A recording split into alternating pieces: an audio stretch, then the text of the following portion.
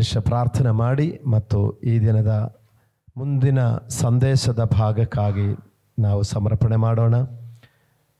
ಸರ್ವಶಕ್ತನಾದ ನಮ್ಮ ತಂದೆಯಾದ ದೇವರೇ, ನಿಮ್ಮ ಪರಿಶುದ್ಧ ನಾಮಕ್ಕೆ ಸ್ತೋತ್ರವಾಗಲಿ.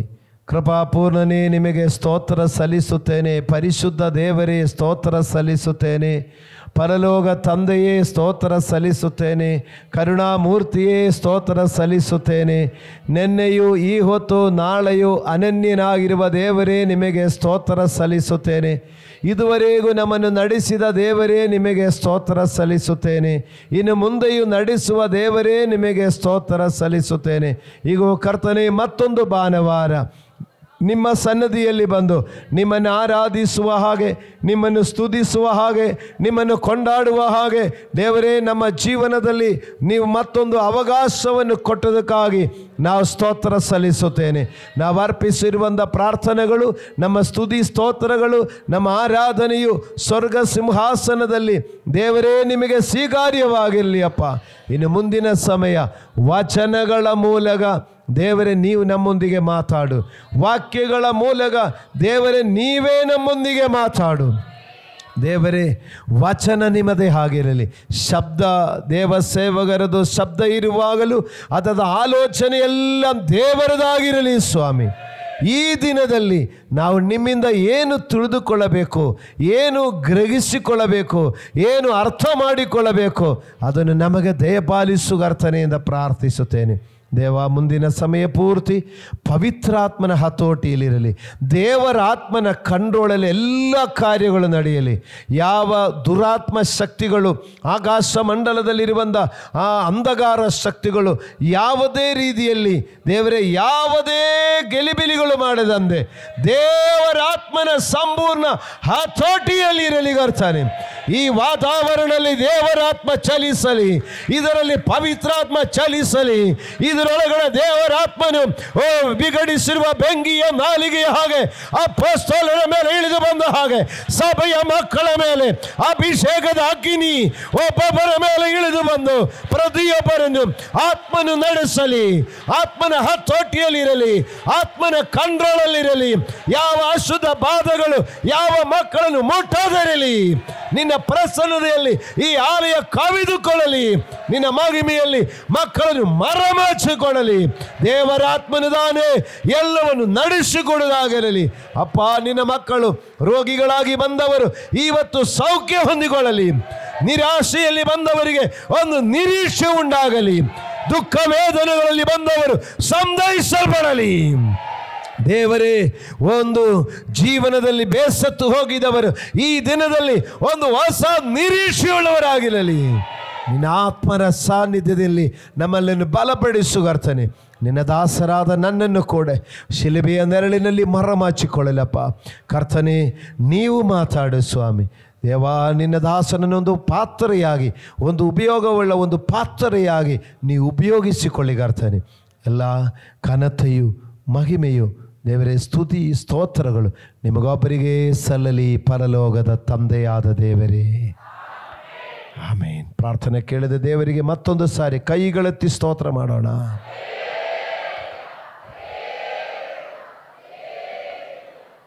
ಆಮೇನ್, ಆಮೇನ್, ಆಮೇನ್.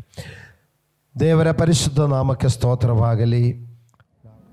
ಸಂತೋಷವಾಗಿ ವಾಕ್ಯ ಕೇಳೋಣ. ದೇವರು ಆಶೀರ್ವದಿಸಿ. ಬೇಗನೆ ವಾಕ್ಯಗಳ ಕಡೆಗೆ ಹೋಗೋಣ. ಈ ದಿನದ ಪ್ರಾರಂಭದ ಧ್ಯಾನಕ್ಕಾಗಿ ಯೋಹಾನನ ಸುವಾರ್ತೆ 6ನೆಯ ಅಧ್ಯಾಯ 48 51 ತನಕಿರುವಂಥ ವಾಕ್ಯ ಭಾಗವನ್ನು ನಾವು ಪ್ರಾರಂಭವಾಗಿ ಓದಿಕೊಳ್ಳೋಣ. Praise God. ಜೀವ ಕೊಡುವ ರೊಟ್ಟಿ ನಾನೇ.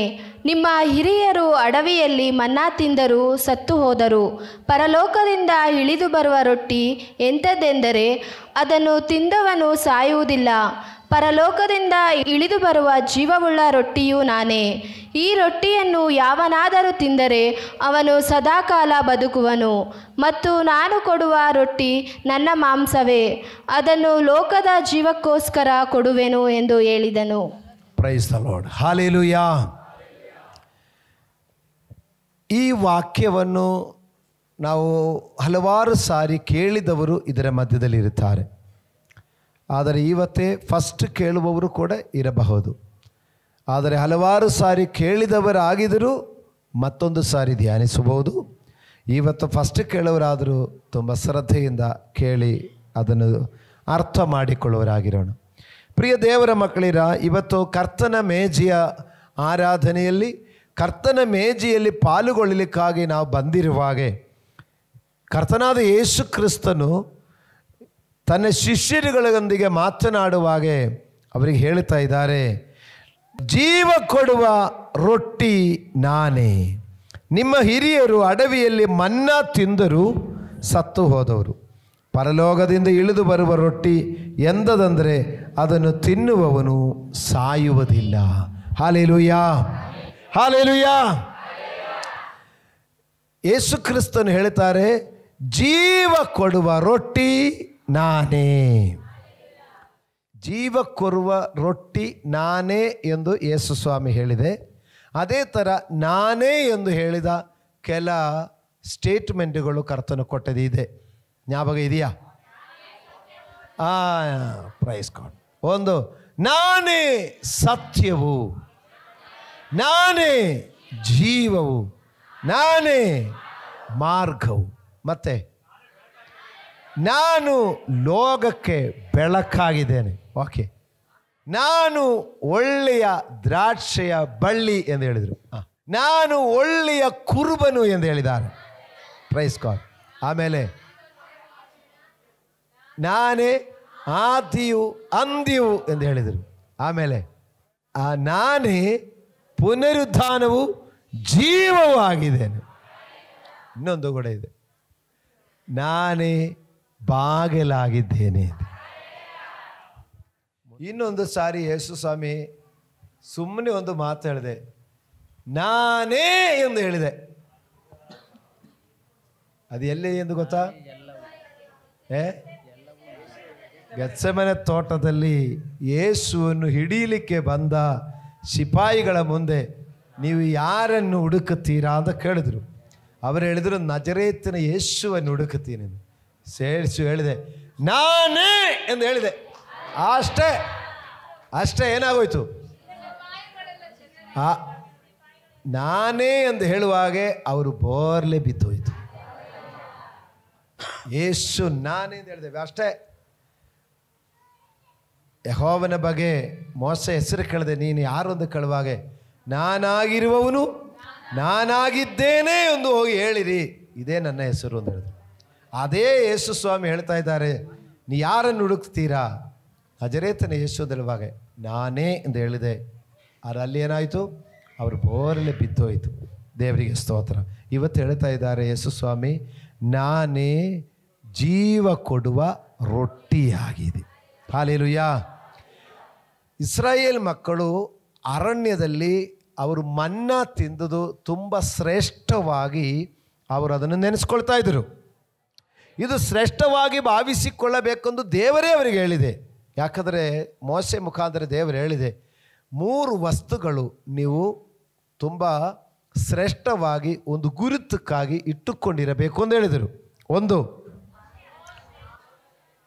ಮನ್ನಾ ಇಟ್ಟಿರುವಂಥ ಪಾತ್ರೆ, ಆಮೇಲೆ ಆರೋನಿನ ಚಿಗಿರಿದ ಕೋಲು, ಆಮೇಲೆ ದೇಶ ಆಜ್ಞೆಗಳು ಬರೆದಿರುವ ಕಲ್ಲಿನ ಹಲಗೆ. ಇವುಗಳು 3 ಒಂದು ಪೆಟ್ಟಿಗೆ ಒಳಗಡೆ ಹಾಕಿ ಅದನ್ನು ದೇವರ ಪ್ರಸನ್ನತೆಯ ಗುರುತುಗಾಗಿ ಮಂಜೂಷ ಪೆಟ್ಟಿಗೆಯಾಗಿ ಅವರನ್ನು ಹೊತ್ತುಕೊಂಡು ಹೋಗ್ತಾ ಇದ್ದರು. ಅದು ದೇವರ ಪ್ರಸನ್ನತೆಯ ಗುರುತು. ನೋಡಿ, ಆ ದೇವರ ಪ್ರಸನ್ನತೆಯ ಗುರುತಿನಲ್ಲಿ ಒಂದು ವಿಷಯವಾಗಿತ್ತು ಮನ್ನಾ ಇಟ್ಟಿರುವಂಥ ಪಾತ್ರೆ. ಯಾಕಂದರೆ ಇಸ್ರಾಯೇಲ್ ಮಕ್ಕಳು ಅದನ್ನು ಶ್ರೇಷ್ಠವಾಗಿ ಭಾವಿಸಿದರು, ದೇವರು ಕೂಡ ಭಾವಿಸಿಕೊಳ್ಳಿಕ್ಕೆ ಹೇಳಿದೆ. ಅದರಿಂದ ದೇವರು ಅವರಿಗೆ ಆಕಾಶದಿಂದ ರೊಟ್ಟಿ ತಿನ್ನಲಿಕ್ಕೆ ಕೊಟ್ಟದು ತುಂಬ ಆಶ್ಚರ್ಯವಾಗಿ ಅವರು ಯಾವತ್ತೂ ಭಾವಿಸಿಕೊಂಡಿದ್ದರು. ಹಾಲೆಲೂಯಾ. ಆಕಾಶದಿಂದ ರೊಟ್ಟಿ ಸಿಕ್ಕೋದು ಶ್ರೇಷ್ಠವಾದ ಕಾರ್ಯನ, ಇಲ್ಲ ಇದೊಂದು ಸಾಧಾರಣ ಕಾರ್ಯನ?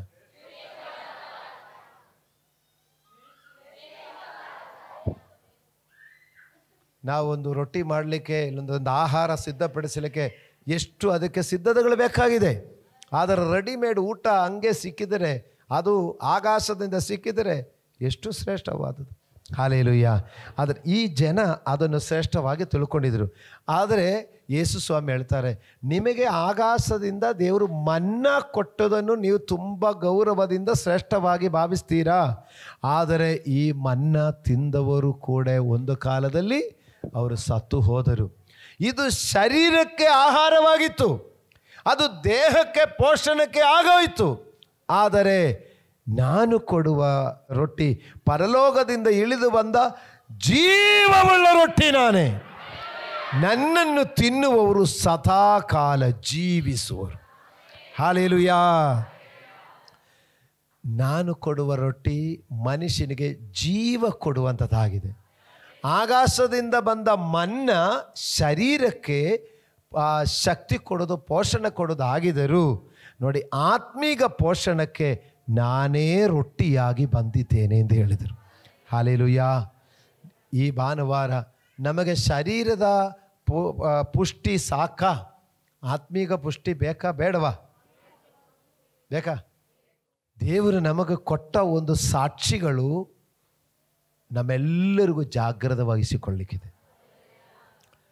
ನೋಡಿ, ಶರೀರ ಎಷ್ಟು ಪುಷ್ಟಿಯಾಗಿದ್ದರು, ಶರೀರ ಎಷ್ಟು ಆರೋಗ್ಯವಾಗಿದ್ದರು, ಶರೀರ ಎಷ್ಟು ಬಲವಾಗಿದ್ದರು, ಬುದ್ಧಿಯಲ್ಲಿ ಎಷ್ಟು ನಾವು ಶ್ರೇಷ್ಠವಾಗಿದ್ದರು, ಆತ್ಮ ನಷ್ಟಪಟ್ಟಿದ್ದರೆ ಏನು ಪ್ರಯೋಜನಕ್ಕಿಲ್ಲ.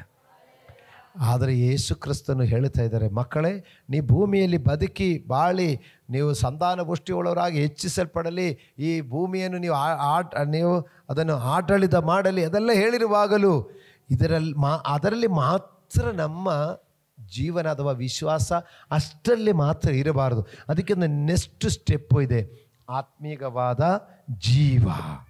ಹಾಲೆಲೂಯಾ. ಶಾರೀರಿಕ ಜೀವ ಹೋಗಿದ್ರು ಅದರಲ್ಲಿ ಚಿಂತೆ ಮಾಡುವ ಅವಶ್ಯಕತೆ ಇಲ್ಲ. ಆತ್ಮೀಕ ಜೀವ ಉಳಿಸಿಕೊಂಡು ಶರೀರದ ಜೀವ ಹೋದರೆ ಅದು ಲೇಸು. ಅದಕ್ಕೆ ಪೌಲನು ಹೇಳ್ತಾನೆ, ನಾನು ಬಿಟ್ಟು ಕರ್ತನ ಜೊತೆಯಲ್ಲಿರಲಿಕ್ಕೆ ಇಷ್ಟಪಡ್ತೇನೆ. ಯಾಕಂದರೆ ಕರ್ತನ ಜೊತೆಯಲ್ಲಿರೋದು ಏನಿದೆ? ಅಲ್ಲಿ ಲೇಸು. ಅಲ್ಲಿ ದುಃಖ ಇಲ್ಲ, ಗೋಳಾಟ ಇಲ್ಲ, ಕಷ್ಟ ಇಲ್ಲ, ಕಣ್ಣೀರಿಲ್ಲ, ಹಸಿವೆ ಇಲ್ಲ, ಬಾಯಾರಿಕೆ ಇಲ್ಲ, ಮತ್ತು ಯಾವ ಟೆನ್ಷನು ಇಲ್ಲ. ಅಲ್ಲಿ ಸದಾ ದೇವರನ್ನು ಆರಾಧನೆ ಮಾಡಿಕೊಂಡಿರೋದು.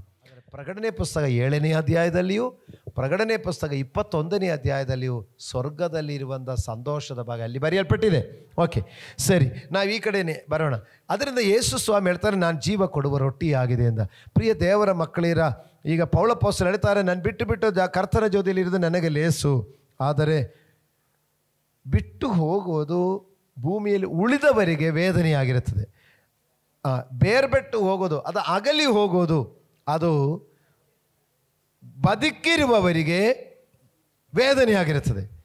ರಕ್ಷಣೆ ಹೊಂದಿದವರಿಗೆ ಬೇಗ ಹೋಗೋದು ಒಳ್ಳೆಯದಾಗಿದೆ. ರಕ್ಷಣೆ ಹೊಂದದವರು ಲೇಟಾಗಿ ಹೋಗೋದು ಒಳ್ಳೆಯದಾಗಿದೆ. ಕೇಳಿಸ್ಕೊಂಡಿಲ್ಲ ಯಾರು? ರಕ್ಷಣೆ ಹೊಂದದೇ ಇರುವವರು ಲೇಟಾಗಿ ಹೋದರೆ ಒಳ್ಳೆಯದು. ಅಷ್ಟು ಕಡಿಮೆ ನರಕದಲ್ಲಿದ್ದರೆ ಸಾಕು. ರಕ್ಷಣೆ ಹೊಂದಿದವರು ಎಷ್ಟು ಬೇಗ ಹೋಗೋದು ಒಳ್ಳೆಯದು.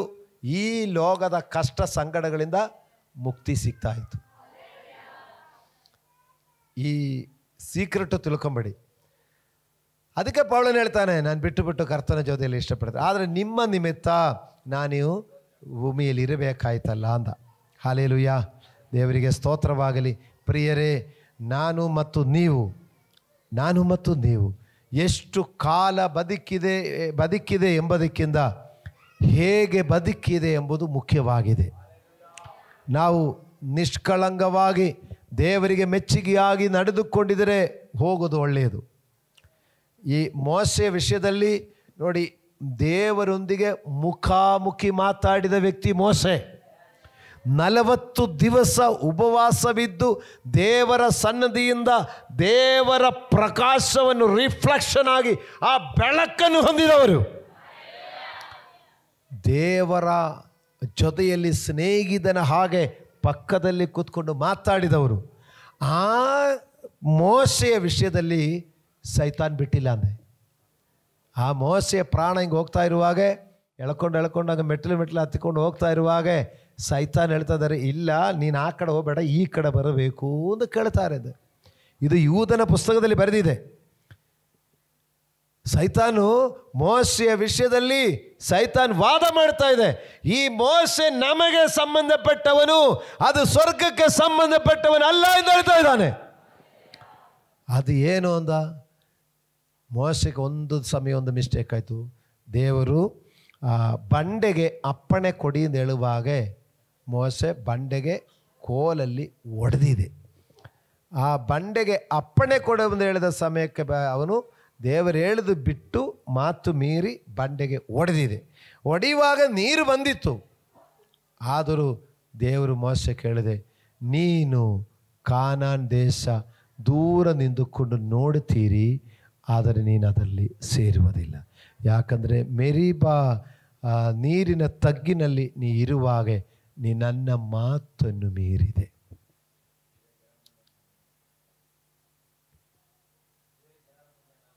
ಇಸ್ರಾಯೇಲ್ ಜನರ ಮುಂದೆ ನೀ ನನ್ನ ಮಾತನ್ನು ಮೀರಿದೆ. ನೀನು ಮಾತು ಮೀರಿದರೆ ಇವರು ಮಾತು ಮೀರುತ್ತಲಿಕ್ಕೆ ನೀನೊಂದು ಮಾದರಿ ತೋರಿಸಿದೆ. ಹೇಳಿ ಮೋಸೆ ಬಾಗಿರುವಂಥ ಕಂಬ್ಳೇನು ಕೊಲೆ ಮಾಡಿದಕ್ಕೇನ? ಕೊಲೆ ಮಾಡಿದ್ರು ಒಂದು ಸಾರಿ, ಅದೆಲ್ಲ ಕ್ಷಮಿಸಿನೇ ಕರ್ಕೊಂಡು ಬಂದಿರೋದು. ನಾವು ದೀಕ್ಷಾ ಸ್ನಾನ ಮಾಡುವ ತನಕ ಇರುವ ಸಕಲ ಪಾಪಗಳು ನಾವು ಒಪ್ಪಿ ಅರಿಕೆ ಮಾಡಿದೆಲ್ಲವನ್ನು ಕ್ಷಮಿಸಿರ್ತಾರೆ. ಇದು ಪಾಸ್ಟ್ರೇ ನಿಮಗೆ ಎಲ್ಲಿಂದ ಅಧಿಕಾರ? ನನ್ನ ಅಧಿಕಾರ ಅಲ್ಲ. 1 ಯೋಹಾನ 1, 7, 8, 9 ವಾಕ್ಯದ ಆಧಾರದ ಮೇಲೆ ಪ್ರೈಸ್ ಲಾರ್ಡ್. ನಾವು ರಕ್ಷಣೆ ಹೊಂದಲಿಕ್ಕೆ ಮುಂಚೆ ಇರುವಂಥ ಸಕಲ ವಿಧ ಪಾಪಗಳು ರಕ್ಷಣೆ ಹೊಂದಿಕೊಂಡು ನಾವು ಒಪ್ಪಿ ವಿಧೇಯರಾಗಿ ನಾವು ಹೃದಯದಲ್ಲಿ ನಂಬಿ ಬಾಯಲ್ಲಿ ಅರಿಕೆ ಮಾಡಿರುವಾಗ ಅದೆಲ್ಲ ಸಕಲ ಅನೀತಿಯನ್ನು ಪರಿಹರಿಸಿ ಶುದ್ಧಿ ಮಾಡಿರುತ್ತದೆ. ಒಂದು ಸಾರಿ ಕೂಡ ಹೇಳ್ತೀನಿ, 1 ಯೋಹಾನ 1:8 ನಾವು ನಮ್ಮ ಪಾಪಗಳನ್ನು ಒಪ್ಪಿಕೊಂಡು ಅರಿಕೆ ಮಾಡಿದರೆ ಆತನು ನಂಬಿಗಸ್ತನು ನೀತಿವಂತನು ಆಗಿರುವುದರಿಂದ ಸಕಲ ಅನೀತಿಯನ್ನು ಪರಿಹರಿಸಿ ನಮ್ಮನ್ನು ಶುದ್ಧಿ ಮಾಡುವನು. ದೀಕ್ಷಾ ಸ್ನಾನ ತನಕ್ಕೆ ನಾವೆಂಥ ತಪ್ಪುಗಳು ಮಾಡಿದರೂ ನಾವದನ್ನು ಒಪ್ಪಿ ವಿಧೇಯರಾದರೆ ದೇವರು ಕ್ಷಮಿಸಿದ್ದಾರೆ. ಮತ್ತೆ ಮಾಡದಿದ್ರೆ ಸಾಕು. ಮೋಸೆ ಕೊಲೆ ಮಾಡಿದ್ದು, ಐಗುಪ್ತನನ್ನು ಕೊಲೆ ಮಾಡಿದರು. ಆದರೆ ಆ ಕೊಲೆ ಮಾಡಿ ಅಲ್ಲಿಂದ ಓಡಿ ಹೋಗಿ ಅವನ ಕಾಡಲ್ಲಿ ಮತ್ತು ಕುರಿ ಮೇಯಿಸೋದನು, ಅವನ ಅರಣ್ಯದಲ್ಲಿ ಆಡುಗಳನ್ನು ಮೇಯಿಸಿಕೊಂಡು ಕೆಲಸ ಹೇಳಿದರು. ಆವಾಗ ದೇವರು ಅವನು ಕರೆಯುವಾಗ ಮೋಸೆ ಮೋಸೆ ಅಂತ ಕರೆದುವ ತಕ್ಷಣ ದೇವರು ಮೋಸೆ ಕೈ ಹೇಳಿದೆ, ನಿನ್ನ ಕಾಲುಗಳಿಂದ ಕೆರೆಗಳನ್ನು ತೆಗೆದು ಹಾಕು. ದೇವರು ದರ್ಶನ ಕೊಟ್ಟ ಜಾಗ ಕಾಡು, ಬರೀ ಕಾಡು, ಅದೇನು ಪುಲ್ಪಿಟ್ಟೇನು ಅಲ್ಲ, ಕಾಡು. ಆದರೆ ಕಾಡು ಆಗಿದರೂ ಅವನು ಮಾತಾಡುವುದು ಪರಿಶುದ್ಧನಾದ ದೇವರ ಹತ್ರ. ಆದದರಿಂದ ಪರಿಶುದ್ಧನಾದ ದೇವರ ಹತ್ರ ನೀ ಕಾಡಲ್ಲಿ ಮಾತಾಡಿದ್ರು, ನೀ ಬೆಟ್ಟೆಯಲ್ಲಿ ಮಾತಾಡಿದ್ರು, ನೀ ಗುಡ್ಡದಲ್ಲಿ ಮಾತಾಡಿದ್ರು, ಪರಿಶುದ್ಧಿ ಕಾಪಾಡಬೇಕು. ಕೆರೆಗಳನ್ನು ತೆಗೆದುಹಾಕು. ಆ ಕೆರೆಗಳು ತೆಗೆದುಹಾಕುವಾಗ ನೋಡಿ, ಅವನು ಬರೀ ಅದೊಂದು ಸಿಂಬೋಲಿಕ್, ಒಂದು ಚಪ್ಪಲಿ ಅಷ್ಟೇ ತೆಗೆದಿದ್ದು, ಆದರೆ ಅವನ ಸಕಲ ಅಶುದ್ಧಿಗಳನ್ನು ದೇವರು ತೆಗೆದುಹಾಕಿದೆ ಎಂದು ಅರ್ಥ. ದೀಕ್ಷಾ ಸ್ನಾನದಲ್ಲಿ ನಾವು ನೋಡಿ ನೀರಿನಲ್ಲಿ ಮುಳುಗುವಾಗ ಅದು ಒಂದು ಸಿಂಬಲ್ ಅಷ್ಟೇ. ನಾವು ಎಲ್ಲ ಸಕಲ ಪಾಪಗಳ ವಿಷಯಗಳಲ್ಲಿ ಕ್ರಿಸ್ತನೊಂದಿಗೆ ಸತ್ತು ಕ್ರಿಸ್ತನೊಂದಿಗೆ ಹೂಣಲ್ಪಡುತ್ತಾ ಇದೆ. ನೀರಿನಿಂದ ಮೇಲೆ ಬರುವಾಗ ನೋಡಿ, ಕ್ರಿಸ್ತನು ಸತ್ತವರಿಂದ ಪುನರುದ್ಧಾನ ಹೊಂದಿ ಹಾಗೆ ಪುನರುದ್ಧಾನ ಹೊಂದಿ ಹೊಸಬರಾಗಿ ನಡ್ಕೊಳ್ಳಬೇಕು. ಹಾಲೆಲೂಯ, ದೇವರಿಗೆ ಸ್ತೋತ್ರವಾಗಲಿ. ಪ್ರಿಯರೇ, ನೋಡಿ ಮೋಸೆಯ ಶವದ ವಿಷಯದಲ್ಲಿ ಸೈತಾನನು ನೋಡಿ ಅವನಿಗೆ ವಾದ ಮಾಡ್ತಾ ಇದೆ. ಅವನು ಕೊಲೆ ಮಾಡಿದಕ್ಕಲ್ಲ, ಅವನು ವ್ಯಭಿಚಾರ ಮಾಡಿದಕ್ಕಲ್ಲ, ಅವನು ಕಳ್ಳತನ ಮಾಡಿದಕ್ಕಲ್ಲ, ಮತ್ತು ಅವನು ಇಸ್ಪೀಟ್ ಆಡಿದಕ್ಕಲ್ಲ, ಅವನು ಕುಡಿತನಕ್ಕೆ ಹೋಗಿದ್ದಕ್ಕಲ್ಲ, ಮತ್ತು ದೇವರ ಮಾತು ಮೀರಿದಕ್ಕೆ. ನಾನು ಮತ್ತು ನೀವು ಹೊರಗಡೆ ಜನರ ದೃಷ್ಟಿಯಲ್ಲಿ ಯಾವುದು ತಪ್ಪು ಮಾಡದೇ ಇರಬಹುದು, ಆದರೆ ದೇವರ ದೃಷ್ಟಿಯಲ್ಲಿ ನಾವು ದೇವರು ಮಾಡಬೇಕು ಅಂತ ಹೇಳಿದ ಎಷ್ಟೋ ಕಾರ್ಯಗಳು ಮಾಡದೆ ದೇವರ ಮಾತು ಮೀರಿದರೆ ಎಷ್ಟು ಮಟ್ಟಕ್ಕೂ ನಾವು ದೇವರ ಸನ್ನಿಧಿಯಲ್ಲಿ ಹೋಗಲಿಕ್ಕಾಗತ್ತಾ? ಈ ಭಾನುವಾರ ಪರಿಶೋಧನೆ ಮಾಡಿಕೊಂಡು ಕರ್ತನು ಹೇಳ್ತಾರೆ, ಇದಕ್ಕೊಂದೇ ಒಂದು ಔಷಧಿ, ಮಕ್ಕಳೇ, ನಾನೇ ನಿಮಗೆ ಜೀವ ಕೊಡುವ ರೊಟ್ಟಿ ಆಗಿರ್ತೇನೆ. ನಾವು ಶಾರೀರಿಕ ಪೋಷಣೆಗಾಗಿ ಏನೆಲ್ಲ ಮಾಡಿದರೂ ಈ ಶರೀರ ಒಂದು ಸಾರಿ ಈ ಮಣ್ಣಿನಿಂದ ತೆಗೆಯಲ್ಪಟ್ಟ ಈ ದೇಹ ಪುನಃ ಮಣ್ಣಿಗೆ ಸೇರಲಿಕ್ಕಿದೆ. ಆದರೆ ದೇವರಿಂದ ಬಂದ ಆತ್ಮ ಅದು ದೇವರ ಸನ್ನಿಧಾನಕ್ಕೆ ಸೇರಲಿಕ್ಕಿದೆ. ಈ ಆತ್ಮನ ಮೇಲೆ ಸೈತಾನನು ಅಧಿಕಾರವನ್ನು ಸ್ಥಾಪನೆ ಮಾಡಿದರೆ ಅದು ಸೈತಾನ, ಇದು ನನ್ನ ಆಸ್ತಿ, ಇದು ನನ್ನ ಆಸ್ತಿ, ನಾನು ತಗೊಳ್ತೀನಿ ಅಂತ ಹೇಳ್ಕೊಂಡ್ಬಿಡ್ತಾನೆ. ಆದರೆ ಈ ಆತ್ಮದಲ್ಲಿ ದೇವರ ಜೀವ ಇದ್ದರೆ ದೇವದೂತರು ಹೇಳ್ತಾರೆ, ಇದು ಸ್ವರ್ಗಕ್ಕೆ ಸಂಬಂಧಪಟ್ಟದು, ಇದು ಪರಲೋಕದ ಆಸ್ತಿಯಾಗಿದೆ. ಹಲ್ಲೆಲೂಯಾ. ಇವತ್ತು ಕರ್ತನ ಮೇಜೆಯಲ್ಲಿ ಪಾಲ್ಗೊಳ್ಳುವಾಗ ಸ್ವಾಮಿ ಹೇಳ್ತಾ ಇದ್ದಾರೆ, ನನ್ನ ಶರೀರ ನಿಮಗೆ ರೊಟ್ಟಿಯಾಗಿ ಕೊಡ್ತೇನೆ, ಅದು ಜೀವ ಕೊಳ್ಳಿಕ್ಕೆ ಕೊಡ್ತೇನೆ. ಈ ಜೀವ ನಮ್ಮಲ್ಲಿ ಇರುವಾಗ ಇದು ಸ್ವರ್ಗಕ್ಕೆ ಸಂಬಂಧಪಟ್ಟದಾಗಿರುತ್ತದೆ. ಹಲ್ಲೆಲೂಯಾ. ಲೋನ್ ತಕ್ಕೊಂಡು ಹಸು ತಕ್ಕೊಂಡಿದ್ರೆ ಕಿವಿಯಲ್ಲಿ ಓಲೆ ಹಾಕಿರ್ತದೆ, ಅದು ಗುರುತು ಇದು ಲೋನು ಮೇಲೆ ಇದೆ ಎಂದರ್ಥ. ಯಾರಾದರೂ ತಕ್ಕೊಳ್ಳುವಾಗ ನೋಡಿ, ಇದು ಲೋನ್ ಇದೆ, ನೀ ತಕ್ಕೊಂಡು ಹೋದರೆ ಲೋನು ನೀನು ಕಟ್ಟಬೇಕಾಗತ್ತೆ, ಅದಕ್ಕೆ ಹುಷಾರು ಅಂತ ಗುರುತು. ಹಲ್ಲೆಲೂಯಾ. ಅದೇ ಥರ ಕ್ರಿಸ್ತನ ಜೀವವುಳ್ಳ ಈ ಕ್ರಿಸ್ತನ ದೇಹ ನಮ್ಮಲ್ಲಿರುವಾಗ ಇದು ಆಲ್ರೆಡಿ ಪರಲೋಕಕ್ಕೆ ಬುಕ್ಕಿಂಗ್ ಆಗಿದೆ ಅಂತ ಅರ್ಥ. ಇದರಲ್ಲಿ ಸೈತಾನನಿಗೆ ನಾವು ಅವಕಾಶ ಕೊಡಬಾರದು. ದೇವರಿಗೆ ಸ್ತೋತ್ರವಾಗಲಿ. ಒಂದು ಕರ್ತನ ಮೇಜೆಯ ಉದ್ದೇಶ ನಮಗೆ ಜೀವ ಕೊಡಲಿಕ್ಕೆ. ಈಗ ನೋಡಿ, ನಾವು ಶರೀರ ಪೋಷಣಕ್ಕೆ, ಮಕ್ಕಳೇ ನಾನು ಹೇಳೋದ್ರಲ್ಲಿ ನೀವು ದಯವಿಟ್ಟು ಬೇಜಾರು ಮಾಡಿಕೊಳ್ಳಬಾರ್ದು. ನಮ್ಮ ಶರೀರ ಪೋಷಣಕ್ಕೆ ನಾವು ಏನೆಲ್ಲ ಮಾಡಿದರು, ಈಗ ಜಿಮ್ಮಕ್ಕೆ ಹೋಗ್ತಾರೆ, ವಾಕ್ಯ ಹೇಳ್ತಾ ಇದ್ದಾರೆ, ಶರೀರ ಅಭ್ಯಾಸ ಸ್ವಲ್ಪ ಪ್ರಯೋಜನ ಉಳ್ಳದು, ಆದರೆ ಆತ್ಮರಕ್ಷಣೆಯು ಅದು ಶಾಶ್ವತವಾದದ್ದು. ಇದು ದೇವರ ವಾಕ್ಯದಲ್ಲಿ ಇರೋದು ವಚನ. ಇದು ಶರೀರ ಅಭ್ಯಾಸ ಸ್ವಲ್ಪ ಪ್ರಯೋಜನ ಉಳ್ಳದು. ಎಲ್ಲಿ ಸ್ವಲ್ಪ ಪ್ರಯೋಜನ? ಎಲ್ಲಿ ತನಕ? ಮಣ್ಣು ತನಕ. ಮಣ್ಣು ತನಕ ಪ್ರಯೋಜನ ಆಗಿರುತ್ತದೆ. ಆದರೆ ಆತ್ಮರಕ್ಷಣೆ ಅದು ನಿತ್ಯದಗಿರುವುದು. ನೀವು ಶರೀರ ಪೋಷಣಕ್ಕೆ ನೀವು ಜಿಮ್ಮಕ್ಕೆ ಹೋಗೋದಕ್ಕಿಂತ ಆತ್ಮ ಪೋಷಣಕ್ಕೆ ಕ್ರಿಸ್ತನ ಜೀವ ಪಡೆದುಕೊಳ್ಳಬೇಕು. Hallelujah, hallelujah.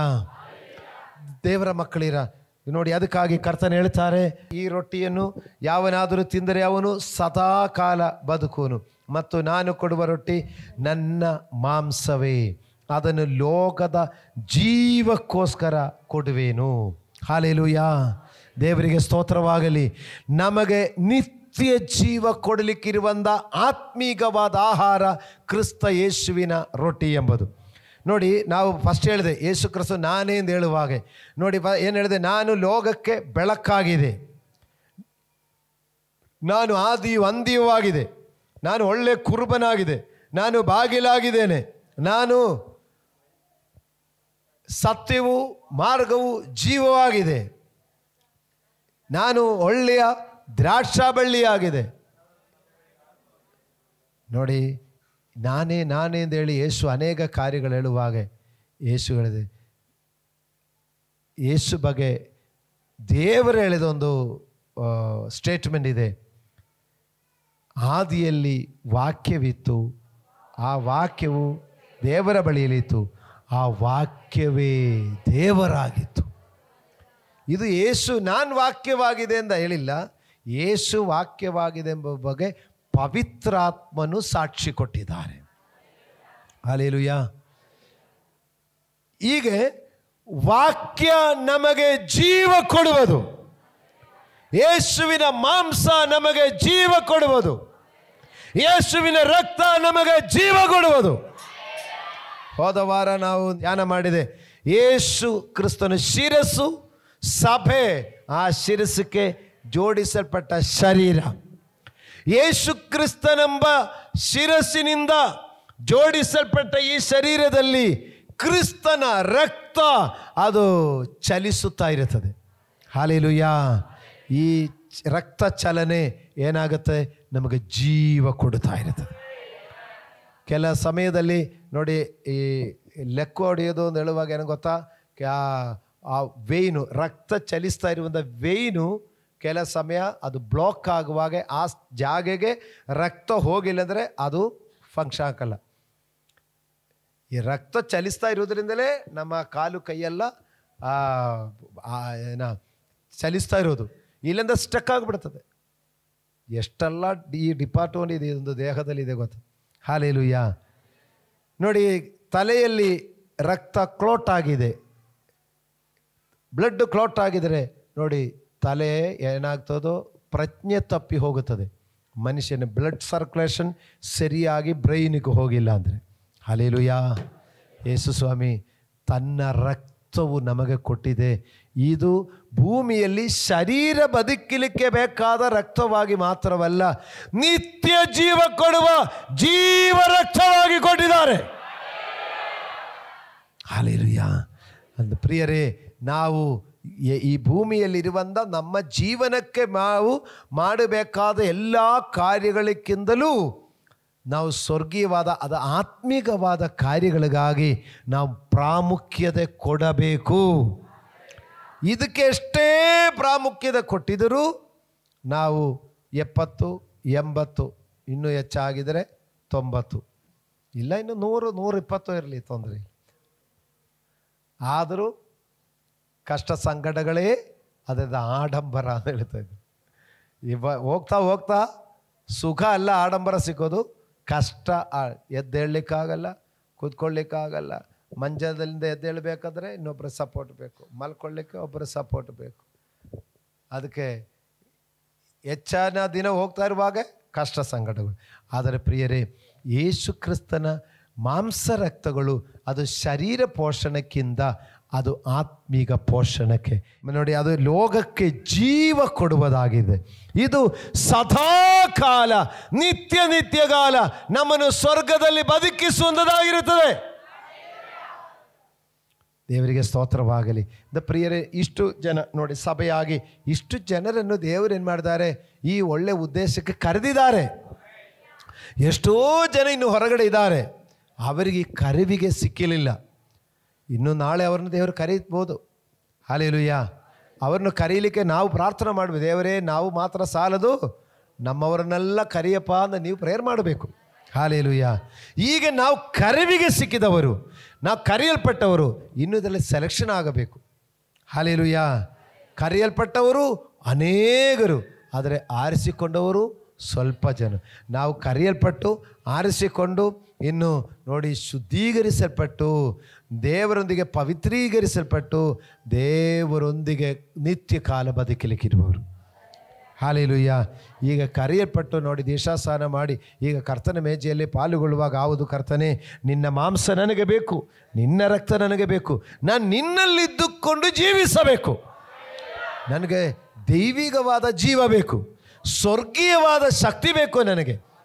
ಈ ದಾಹದಿಂದ ನಾವು ಕರ್ತನ ಮೇಜೆಯಲ್ಲಿ ನೀ ಪಾಲುಗೊಳ್ಳಬೇಕು. ಹಲ್ಲೆಲೂಯಾ. ಅದು ಭೌತಿಕವಾಗಿ ಅದು ಯೋಚನೆ ಮಾಡಿದರೆ ಅದು ಒಂದು ತುಂಡು ರೊಟ್ಟಿ ಪೀಸು, ಒಂದು ಸ್ವಲ್ಪ ದ್ರಾಕ್ಷಾರಸ, ಅದು ಲೋಕಪರವಾಗಿ ನಾವು ನೋಡುವಾಗ ಅದೇನು ಹೊಟ್ಟೆ ಹಸಿವೆ ಆರಿಸುವುದೇನು ಅಲ್ಲ. ಆದರೆ ಇದು ದೈವಿಕವಾಗಿ ಯೋಜಿಸಿಕೊಂಡು ನನ್ನ ಕರ್ತನ ಶರೀರ ಇದು, ನನ್ನ ಕರ್ತನ ರಕ್ತ ಇದು, ನನಗೆ ಜೀವ ಕೊಡಲಿಕ್ಕೆ ಕರ್ತನು ಕೊಟ್ಟಿದ್ದಾರೆ. ಈ ಭಾವನೆಯೊಂದಿಗೆ ನೀವು ಅದನ್ನು ತೆಗೆದುಕೊಳ್ಳುವಾಗ ನಿಮ್ಮಲ್ಲಿ ಜೀವ ಬರುತ್ತದೆ. ಹಲ್ಲೆಲೂಯಾ. ನಿಮ್ಮ ನಿರ್ಜೀವವಾದ ಕೋಶಗಳಿಗೆ ಜೀವ ಬರುತ್ತದೆ. ಈಗ ರೋಗದ ವೈರಸ್ಸುಗಳು, ಡೆಂಗ್ಯೂ ವೈರಸ್ಸು ಮತ್ತು ಟೈಫಾಯ್ಡ್ ವೈರಸ್ಸು ಮತ್ತು ಇನ್ನು ಯಾವುದೋ ಜ್ವರದ ವೈರಸ್ಸುಗಳು, ಇದೆಲ್ಲ ನಮ್ಮ ಕೋಶಗಳಲ್ಲಿ ಅದನ್ನೇ ಶಕ್ತಿ ಕೆಡಿಸೋದು. ನಮ್ಮ ಶರೀರದಲ್ಲಿರುವಂಥ ಕೋಶಗಳು, ಶರೀರದಲ್ಲೆಲ್ಲ ಕೋಶಗಳಿದೆ, ಅದೆಲ್ಲ ಈ ವೈರಸ್ಸುಗಳು, ಸೂಕ್ಷ್ಮಾಣುಗಳು, ನೋಡಲಿಕ್ಕಾಗದಂಥ ಆ ಸೂಕ್ಷ್ಮ ಅದೆಲ್ಲ ತಿಂದುಬಿಟ್ಟು ಅದಕ್ಕೆ ಇದು ಕೊಡೋದು. ಆದರೆ ಇದಕ್ಕೆ ಆ್ಯಂಟಿಬಯೋಟಿಕ್ ಕೊಡುವಾಗ ನಮ್ಮ ಶರೀರದಲ್ಲಿ ಪ್ರತಿರೋಧವನ್ನು ಹೆಚ್ಚಿಸುವಂಥ ಆ್ಯಂಟಿಬಯೋಟಿಕ್ಕಿಂದ ನಮ್ಮ ಪ್ರತಿರೋಧ ಶಕ್ತಿ ಹೆಚ್ಚಾಗೋದು. ಆವಾಗ ಆ ಪ್ರತಿರೋಧ ಶಕ್ತಿಯಿಂದ ನಮ್ಮಲ್ಲಿ ಜೀವಾಣುಗಳು ಒಂದು ಆ ರೋಗಾಣುಗಳನ್ನು ನಾಶ ಮಾಡೋದು. ಆದರೆ ಇದು ಆ್ಯಂಟಿಬಯೋಟಿಕ್ ಮೆಡಿಸಿನ್ಸು ಹೊರಗಡೆಯಿಂದ ಕೊಡುವ ಹಾಗೆ ಇಲ್ಲಿ ಯೇಸು ಕ್ರಿಸ್ತನ ಜೀವವೇ ನಮಗೆ ಆ್ಯಂಟಿಬಯೋಟಿಕ್ ಥರ ಹೋಗುವುದು. ನನ್ನ ಮಾಂಸವನ್ನು ತಿಂದು ನನ್ನ ರಕ್ತವನ್ನು ಕುಡಿಯೋರ ಒಳಗಡೆ ಜೀವ ಇದೆ. ಅದು ಜೀವಕೋಶಗಳಲ್ಲಿ ಪ್ರತಿರೋಧ ಶಕ್ತಿಯನ್ನು ಹೆಚ್ಚಿಸುವಂಥ ಪವರ್ ಆಗಿರುತ್ತದೆ. ಈ ನಂಬಿಕೆಯಿಂದ ಸ್ವೀಕರಿಸಿ ನೀವು ಅದನ್ನು, ಅದು ಶರೀರದಲ್ಲಿ ಚೈತನ್ಯ ಕೊಡುತ್ತದೆ. ಹಾಲೆಲೂಯಾ, ದೇವರಿಗೆ ಸ್ತೋತ್ರವಾಗಲಿ. ನಾನು ನಿಮಗೆ ನಿಜವಾಗಿ ಹೇಳ್ತೇನೆ, ನೀವು ಮನುಷ್ಯಕುಮಾರನ ಮಾಂಸವನ್ನು ತಿನ್ನದೆ ಅವನ ರಕ್ತವನ್ನು ಕುಡಿಯದೆ ಹೋದರೆ ನಿಮ್ಮೊಳಗಡೆ ಜೀವವಿಲ್ಲ. ನನ್ನ ಮಾಂಸವನ್ನು ತಿಂದು ನನ್ನ ರಕ್ತವನ್ನು ಕುಡಿಯುವನು ನಿತ್ಯ ಜೀವವನ್ನು ಹೊಂದಿದ್ದಾನೆ ಮತ್ತು ನಾನು ಅವನನ್ನು ಕಡೇ ದಿನದಲ್ಲಿ ಎಬ್ಬಿಸುವನು. ಯಾಕಂದರೆ ನನ್ನ ಮಾಂಸವೇ ನಿಜವಾದ ಆಹಾರ, ನನ್ನ ರಕ್ತವೇ ನಿಜವಾದ ಪಾನ. ನನ್ನ ಮಾಂಸವನ್ನು ತಿಂದು ನನ್ನ ರಕ್ತವನ್ನು ಕುಡಿಯುವನು ನನ್ನಲ್ಲಿರುತ್ತಾನೆ, ನಾನು ಅವನಲ್ಲಿ ಇರುತ್ತೇನೆ. ಜೀವ ಸ್ವರೂಪನಾದ ತಂದೆಯು ನನ್ನನ್ನು ಕಳುಹಿಸಿಕೊಟ್ಟಿರಲಾಗಿ ನಾನು ತಂದೆಯಿಂದ ಜೀವಿಸುತ್ತೇನೆ. ಅದರಂತೆ ನನ್ನನ್ನು ತಿನ್ನುವನು ನನ್ನಿಂದ ಜೀವಿಸುವನು. ಹಲ್ಲೆಲೂಯಾ. ಕರ್ತನಾದ ಯೇಸು ಕ್ರಿಸ್ತನ ಮಾಂಸ ರಕ್ತಗಳಲ್ಲಿ ಪಾಲುಗೊಳ್ಳದಿರುವಾಗ ಹೇಳ್ತಾರೆ, ನನ್ನ ಮಾಂಸ ತಿನ್ನದೆ ನನ್ನ ರಕ್ತ ಕುಡಿಯುವವರ ಒಳಗಡೆ ಜೀವ ಇಲ್ಲ. ನೋಡಿ, ಶರೀರಕ್ಕೆ ಜೀವ ಇದೆ, ಆತ್ಮಕ್ಕೆ ಜೀವ ಇಲ್ಲ. ಶರೀರ ಜೀವಂತವಾಗಿದ್ದಾರೆ, ಆದರೆ ಆತ್ಮದಲ್ಲಿ ಜೀವ ಇಲ್ಲ. ಈ ಶರೀರಕ್ಕೆ ಜೀವ ಇರುವವರಿಂದ ಈ ಜೀವ ತೆಗೆದು ಬಿಟ್ಟಿದರೆ ಅವರ ಆತ್ಮ ಸ್ವರ್ಗಕ್ಕೆ ಹೋಗುತ್ತಾ?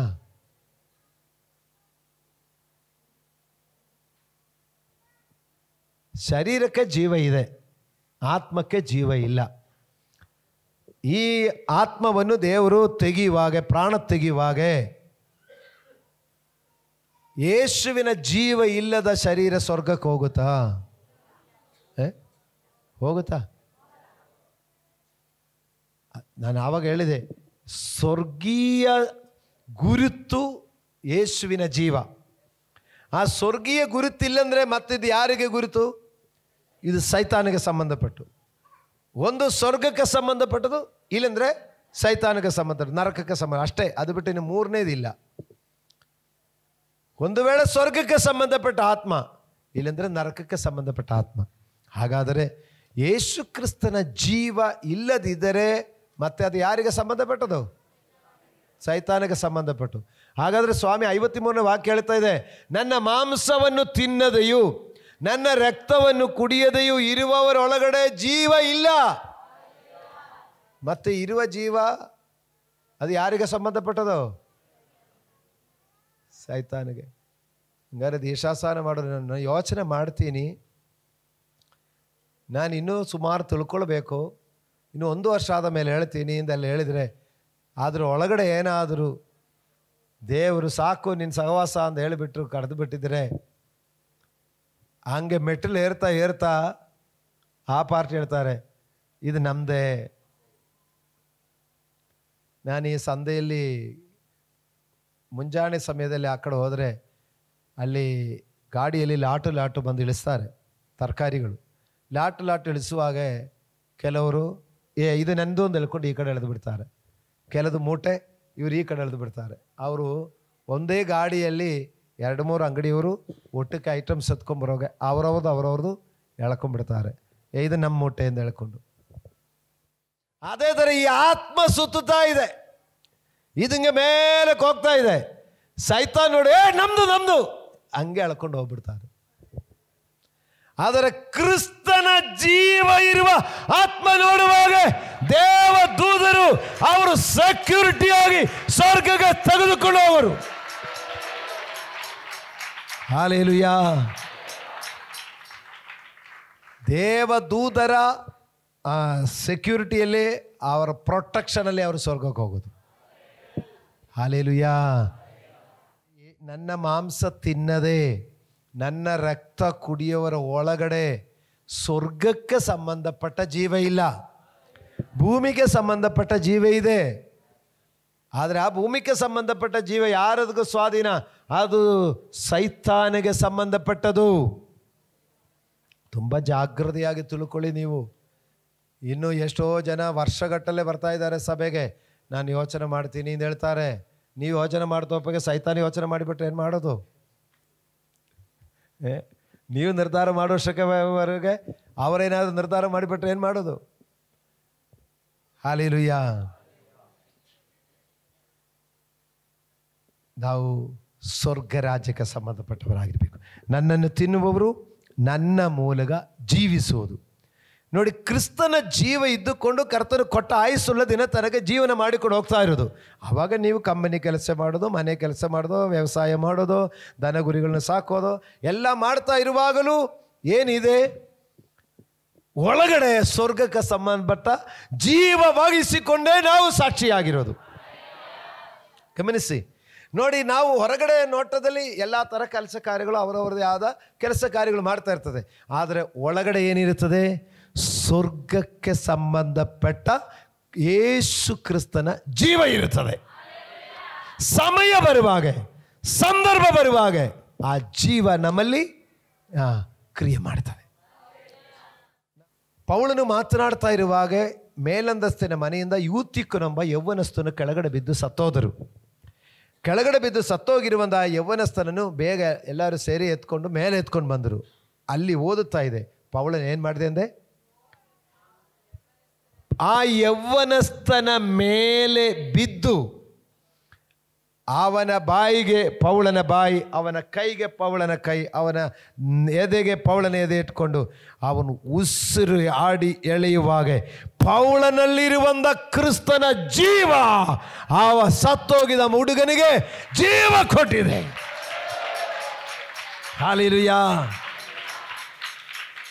ಶೂನೇಮಳಾದ ಸ್ತ್ರೀಗೆ ಒಂದು ಮಗ ಇಲ್ಲದಿರುವಾಗ ಪ್ರಾರ್ಥನೆ ಮಾಡಿ ಪ್ರವಾದಿ ಅವರಿಗೆ ನಿನಗೊಂದು ಮಗನಾಗಲಿ ಅಂತ ಹೇಳಿದ್ರು. ಮಗ ಹುಟ್ಟಿತ್ತು. ಆಮೇಲೆ ಆ ಹುಡುಗನಿಗೆ ಅವರು ಗದ್ದೆಯಲ್ಲಿ ಕೆಲಸ ಮಾಡ್ತಾ ಇರುವಾಗ ಹುಡುಗ ನನ್ನ ತಲೆ ಎಂದು ಹೇಳಿಕೊಂಡು ಅವನಿಗೆ ತಲೆಗೆ ಅಷ್ಟು ನೋವು ಬಂದು ಅವನು ಜೀವ ಕಳ್ಕೊಂಡು ಬೇಗ ತಗೊಂಡೋಗಿ ಈಗ ಪ್ರವಾದಿಯ ಮಂಜದಲ್ಲಿ ಮಲಗಿಸಿದೆ. ಪ್ರವಾದಿಯ ಮಂಜದಲ್ಲಿ ಮಲಗಿಸಿಬಿಟ್ಟು ಪ್ರವಾದಿಗೆ ಹೇಳಿ ಕಳಿಸಿದೆ, ಬೇಗ ಬನ್ನಿ ನೋಡಿ ನೀವು ಕೊಟ್ಟ ಮಗ ತೀರೋಗಿದೆ ಎಂದ. ಪ್ರವಾದಿ ಓಡಿ ಬಂದು ಅವನು ಫಸ್ಟು ಬಂದು ಏನು ಮಾಡಿದ್ದಾರೆ, ಅವನಿಗೆ ಫಸ್ಟು ಶಿಷ್ಯನ ಕೈಯಲ್ಲಿ ಪ್ರವಾದಿಯ ಕೋಲು ಕೊಟ್ಟು ಕಳಿಸಿದೆ. ಈ ಕೋಲು ಆ ಹುಡುಗನ ಮೇಲಿಡು. ಅವನು ಶಿಷ್ಯನು ಪ್ರವಾದಿ ಬರುವಷ್ಟಕ್ಕೆ ಶಿಷ್ಯನು ಓಡಿ ಬಂದು ಕೋಲಿಟ್ಟಿದ್ದರೆ ಬಾಲಕನಿಗೆ ಏನೂ ವ್ಯತ್ಯಾಸ ಕಾಣಿಸಿಲ್ಲ. ಆಮೇಲೆ ಪ್ರವಾದಿ ಬಂದು ಅವನಿಗಾಗಿ ಪ್ರಾರ್ಥಿಸಿದೆ, ಅವನಿಗೆ ಜೀವ ಬಂದಿಲ್ಲ. ಆಮೇಲೆ ಪ್ರವಾದಿ ಅವನ ಮೇಲೆ ಮಲ್ಕೊಂಡು ತನ್ನ ಜೀವ ಕೊಟ್ಟು, ಒಂದು ಸಾರಿ ಜೀವ ಕೊಟ್ಟು ಬಂದರೆ ಅವನ ಜೀವ ಬಂದಿಲ್ಲ. ಪ್ರವಾದಿ ಎದ್ದು ಆ ರೂಮ್ ಒಳಗಡೆ ಎಲ್ಲ ಸ್ವಲ್ಪ ಎಲ್ಲ ನಡೆದಾಡಿದ ಮೇಲೆ ಮತ್ತೆ ಹೋಗಿ ಆ ಹುಡುಗನ ಮೇಲೆ ಮಲ್ಕೊಂಡು ಅವನಿಗೆ ಜೀವ ಬರಲಿ ಎಂದು ಹೇಳಿದರು. ಜೀವ ಬಂದಿತ್ತು. ಹಾಲೆಲೂಯಾ. ಯೇಸು ಕ್ರಿಸ್ತನ ಜೀವ ಪಡೆದುಕೊಂಡು ನಾವು ಜೀವಿಸೋದು, ಇನ್ನು ಅನೇಕರಿಗೆ ಜೀವ ಕೊಡಲಿಕ್ಕಿರುವುದು ಬೇಕಾ?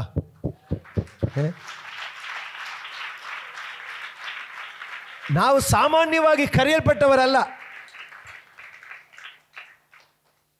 ನಾವು ಜೀವ ಉಳ್ಳವರಾಗಿರಬೇಕು. ಅನಿವಾರ್ಯವಾದ ಸಮಯದಲ್ಲಿ ಜೀವ ಹೋಗಿದವರಿಗೆ ಜೀವ ಕೊಡುವರಾಗಿರಬೇಕು.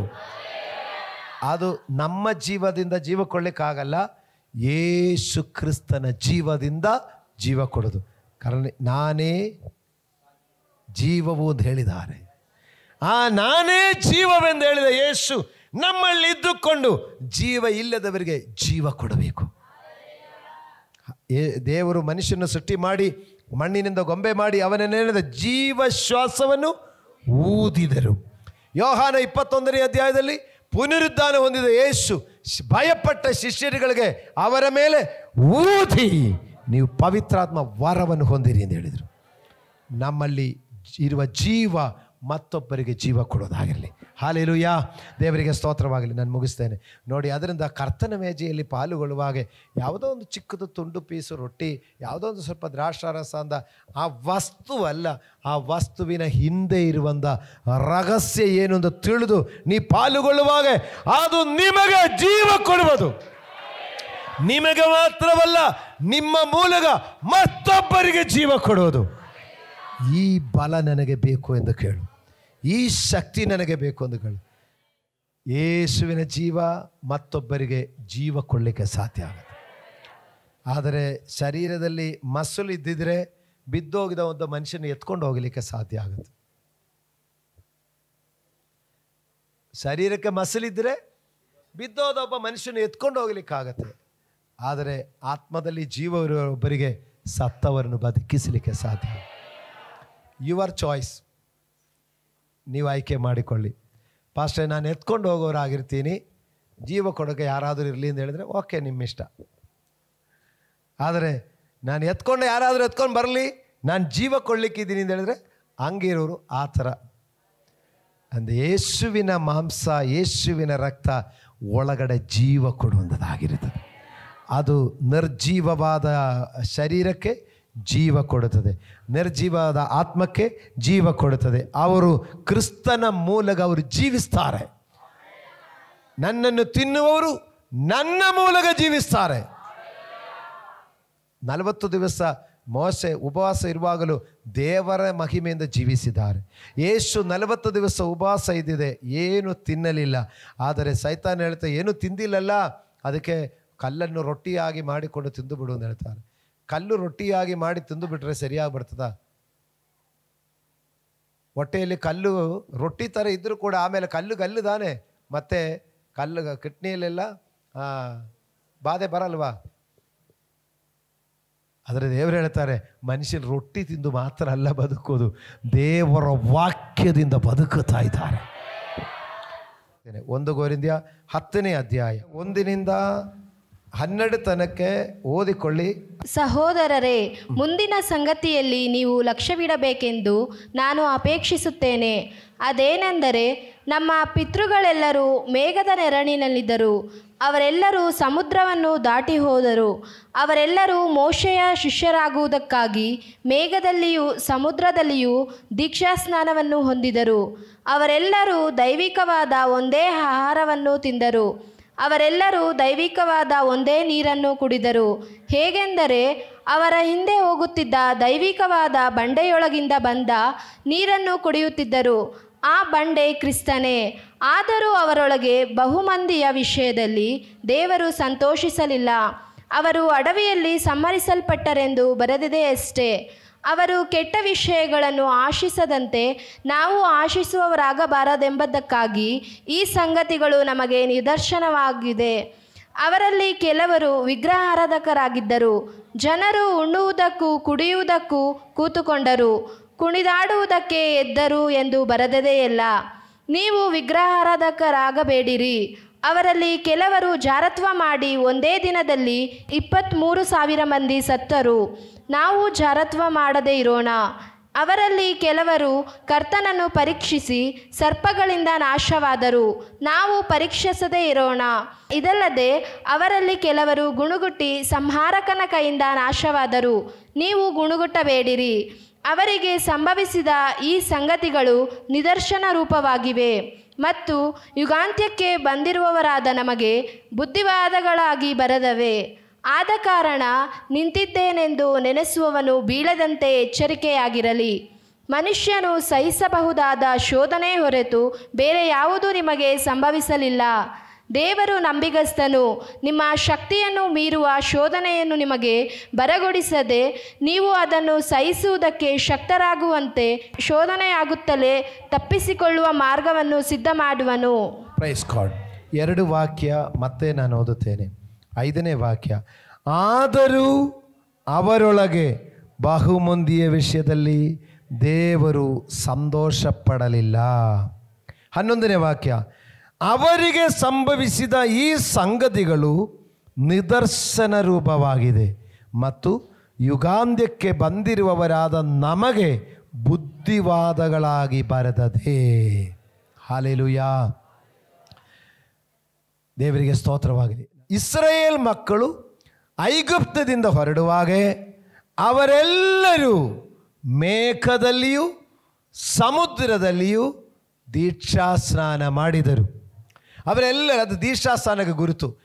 ಹಗಲು ಮೇಘಸ್ತಂಭ, ರಾತ್ರಿ ದೀಪಸ್ತಂಭ. ಇಲ್ಲಿ ಹೇಳ್ತಾ ಇದ್ದಾರೆ, ಮೇಘದ ಕೆಳಗಡೆ ಹೋಗಿರುವುದು ಅದು ದೀಕ್ಷಾ ಸ್ನಾನದ ಗುರುತು. ಅವರು ಸಮುದ್ರ ದಾಟಿದೆ, ಸಮುದ್ರದಲ್ಲಿ ನೀರು ಚೂರು ಇರಲಿಲ್ಲ, ಒಣ ನೆಲದಲ್ಲೇ ಅವರು ದಾಟಿದ್ದು. ಆದರೆ ಸೈಡಲ್ಲಿ ನೀರಿತ್ತು, ಸಮುದ್ರದ 2 ಸೈಡ್ಗಳಲ್ಲಿ ನೀರು, ಅವರು ಮಧ್ಯದಲ್ಲಿ ಒಣ ನೆಲದಲ್ಲಿ ದಾಟಿದರು. ಆದರೂ ಅಲ್ಲಿ ಹೇಳ್ತಾ ಇದೆ, ಇದು ಸ್ನಾನಕ್ಕೆ, ದೀಕ್ಷಾ ಸ್ನಾನಕ್ಕೆ ಒಂದು ಗುರುತು. 6 ಲಕ್ಷ ಪುರುಷರು ಮತ್ತು ಹೆಣ್ಣು ಮಕ್ಕಳು, ಚಿಕ್ಕ ಮಕ್ಕಳು ಬೇರೆ, ಇಷ್ಟು ಜನಾಂಗಗಳು, ಇಷ್ಟೊಂದು ಜನಾಂಗ, ಎಲ್ಲರೂ ಮೋಡದ ಕೆಳಗಡೆ ಪ್ರಯಾಣ ಮಾಡಿದವರು, ಎಲ್ಲರೂ ಸಮುದ್ರ ದಾಟಿದವರು. ಅವರೆಲ್ಲರೂ ಒಂದೇ ಬಂಡೆಯೊಳಗಿಂದ ಬಂದ ನೀರನ್ನು ಕುಡಿದರು. ಅವರೆಲ್ಲರೂ ಒಂದೇ ಆಹಾರವನ್ನು ಭುಜಿಸಿದರು.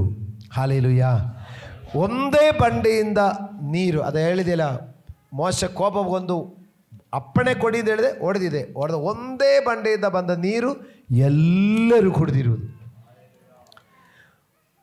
ಆಕಾಶದಿಂದ ಕೊಟ್ಟ ಮನ್ನದಿಂದ ಎಲ್ಲರಿಗೂ ಮನ್ನ. ಕೆಲವರಿಗೂ ಮುದ್ದೆ, ಕೆಲವರಿಗೆ ಪಲಾವು, ಕೆಲವರಿಗೆ ಚಿತ್ರಾನ್ನ, ಕೆಲವರಿಗೆ ರೊಟ್ಟಿ, ಆ ಥರ ಇಲ್ಲ, ಎಲ್ಲರಿಗೂ ಒಂದೇ ಮನ್ನೆಯಿಂದ ಪೋಷಿಸಿದೆ. ಅವರೆಲ್ಲರೂ ದೈವಿಕವಾದ ಒಂದೇ ನೀರನ್ನು ಕುಡಿದರು. ಹೇಗೆಂದರೆ ಅವರ ಹಿಂದೆ ಹೋಗುತ್ತಿದ್ದ ದೈವಿಕವಾದ ಬಂಡೆಯೊಳಗಡೆಯಿಂದ ಬಂದ ನೀರನ್ನು ಕುಡಿಯುತ್ತಿದ್ದರು. ಆ ಬಂಡೆ ಕ್ರಿಸ್ತನೇ. Hallelujah, hallelujah. ಅವರೊಂದಿಗೆ ಬಂದಿರುವ ಆ ನೆರಳಾಗಿ ಬಂದಿದ್ದು ಕ್ರಿಸ್ತನು. ಅವರಿಗೆ ನೀರು ಕೊಟ್ಟ ಬಂಡೆ ಕ್ರಿಸ್ತನು. ಅವರಿಗೆ ಆಕಾಶದಿಂದ ಮನ್ನ ಕೊಟ್ಟು, ಸ್ವಾಮಿ ಹೇಳ್ತಾರೆ, ನಿಮಗೆ ಆಕಾಶದಿಂದ ಮನ್ನ ಕೊಟ್ಟದು ಮೋಸೆ ಅಲ್ಲ, ನನ್ನ ತಂದೆಯೇ ಕೊಟ್ಟಿದೆ ಎಂದು ಹೇಳ್ತಾರೆ ಯೇಸು ಸ್ವಾಮಿ. ಆ ತಂದೆ ಕೊಟ್ಟ ಮನ್ನ ಈಗ ಸ್ವಾಮಿ ಭೂಮಿಗೆ ಬಂದು ಹೇಳ್ತಾರೆ, ನಾನೇ ಆ ಮನ್ನೆಯಾಗಿದೆ ಎಂದು ಹೇಳ್ತಾರೆ. ಹಾಗಾದರೆ ಅವರು ಹಳೆಯ ಒಡಂಬಡಿಕೆಯಲ್ಲಿ ಆಗಿನ ಕಾಲದಲ್ಲಿ ಯೇಸು ಕ್ರಿಸ್ತನೆಂಬ ಬಂಡೆಯಿಂದ ಬಂದ ನೀರು ಕುಡಿದರು. ಯೇಸು ಕ್ರಿಸ್ತನೆಂಬ ಮನ್ನದಿಂದ ಅವರು ತಿಂದಿದರು. ಅವರು ಮೋಡದಲ್ಲಿಯೂ ಸಮುದ್ರದಲ್ಲಿಯೂ ದೀಕ್ಷಾಸ್ನಾನ ಮಾಡಿದವರು. ಆದರೂ ಅವರಲ್ಲಿ ಬಹುಮಂದಿಯ ವಿಷಯದಲ್ಲಿ ದೇವರು ಸಂತೋಷ ಪಡಲಿಲ್ಲ. ಈಗಿನ ಕಾಲದಲ್ಲಿ ಇದರಲ್ಲಿ ಅನೇಕರು ಇದರಲ್ಲಿ ದೀಕ್ಷಾಸ್ನಾನ ಮಾಡಿದವರು, ಅನೇಕರು ಪವಿತ್ರಾತ್ಮನ ನೆರಳಿನಲ್ಲಿ ನಡೆಯುವವರು, ಇದರಲ್ಲಿ ಅನೇಕರು ಒಂದೇ ಪಾತ್ರೆಯಿಂದ ಕುಡಿಯುವವರು.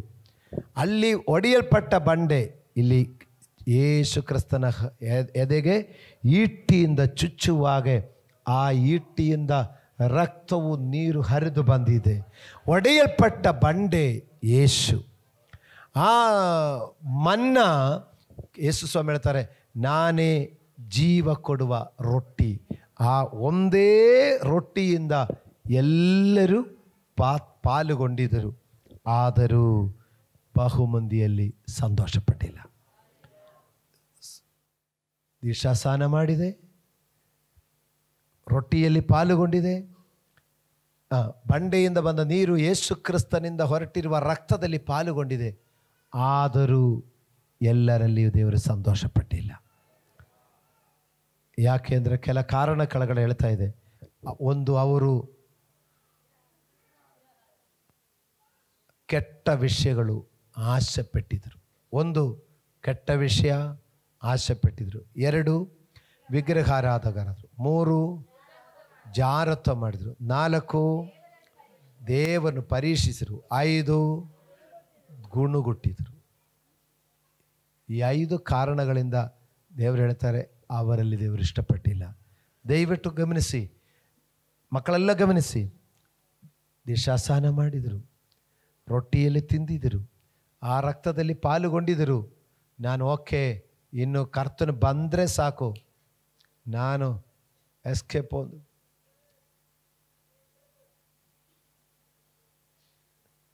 ನಾವು ಕೇಳಿಸಿಕೊಂಡಿರುವಂಥ ವಿಷಯಗಳು ತಿಳ್ಕೊಂಡು ನೋಡಿದರೆ, ಹೌದು ದೇಶಾಸನ ಮಾಡಬೇಕು, ಕರ್ತನ ಮೇಜೆಯಲ್ಲಿ ಪಾಲುಗೊಳ್ಳಬೇಕು, ದೇವರ ಆರಾಧನೆಯಲ್ಲಿ ಪಾಲುಗೊಳ್ಳಬೇಕು, ಲೆಕ್ಕ ನೋಡಿದ್ರೆ ನಾನು ಓಕೆ, ಪರ್ಫೆಕ್ಟು, ಸರಿ.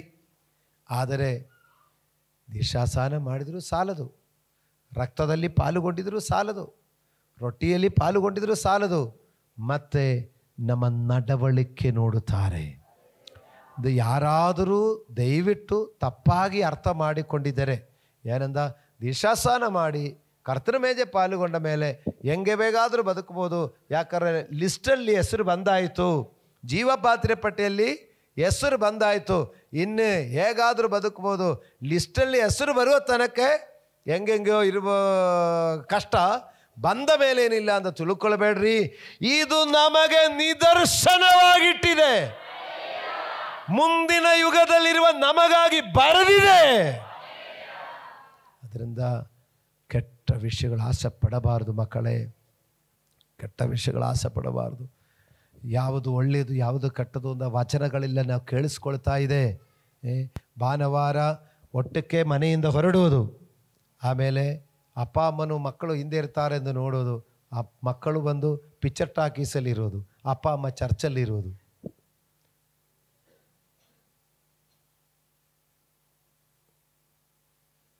ಇದು ನಿದರ್ಶನವಾಗಿ ಬರೆದಿದೆ. ಸ್ವರ್ಗಕ್ಕೆ ಹೋಗಲ್ಲ. ಕೆಟ್ಟ ವಿಷಯ ಆಶಿಸಬಾರದು. ವಿಗ್ರಹಾರಾಧಕರಾದರು ಅವರು ತಿನ್ನಲಿಕ್ಕೂ ಕುಣಿಯಲಿಕ್ಕೂ ಎದ್ದಿದೆ ಅಂತ ಹೇಳಿದೆ. ಜಾರತ್ವ ಮಾಡಬಾರದು, ಆಮೇಲೆ ದೇವರನ್ನು ಪರೀಕ್ಷಿಸಬಾರದು, ಗುಣಗುಟ್ಟಬಾರದು. ನಾವಿಷ್ಟು ಮಾಡದೆ ನೋಡಿಕೊಳ್ಳಿ. ನೀವು ತೆಗೆದುಕೊಳ್ಳುವಂಥ ಆ ರೊಟ್ಟಿ ಪೀಸು ಯೇಸುವಿನ ಶರೀರ, ನೀವು ತೆಗೆದುಕೊಳ್ಳುವಂಥ ದ್ರಾಕ್ಷಾರಸ ಯೇಸುವಿನ ರಕ್ತ. ಅದು ನಮಗೆ ಜೀವ ಕೊಡುವ ರಕ್ತ. ಆ ಜೀವ ಈ ಭೂಮಿಯಲ್ಲಿ ಮುಗಿಯುವುದಲ್ಲ, ಆ ಜೀವ ಈ ಭೂಮಿಯಿಂದ ನಮ್ಮನ್ನು ಬೆಳಕಿನ ಕಡೆಗೆ ತಲುಪಿಸುತ್ತದೆ.